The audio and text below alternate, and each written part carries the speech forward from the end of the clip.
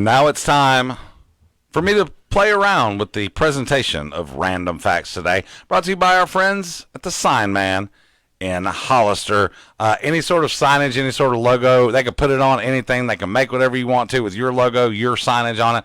Love our friends. Hi, Miss Sherry, if you listen in, the Sign Man over in Hollister. So yesterday, I had my first fantasy football draft of the redraft season. And it was great to see all the boys and whatnot. But one of our favorite people that we love, he's got the perpetual bless his heart.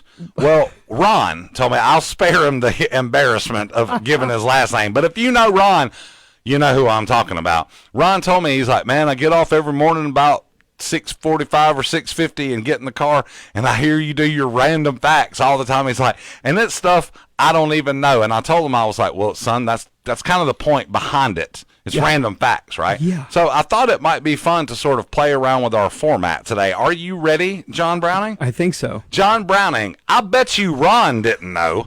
Princess Diana and Prince Charles had only been together 13 times in person before they were married. Oh, crazy. Yeah, isn't that crazy, dude? Yeah, that's crazy.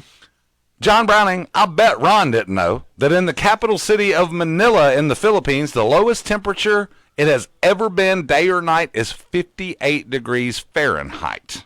That was more than 100 years ago in 1914. Yeah, Ron wouldn't know that. Ron would not know that. John Browning, did you know? I bet Ron didn't know. PowerPoint was originally developed in 1987 as a program for Apple computers called Presenter. Microsoft wound up buying it for $14 million and launching their own version in 1990. Wow. How about that? John Browning, I know Ron did not know.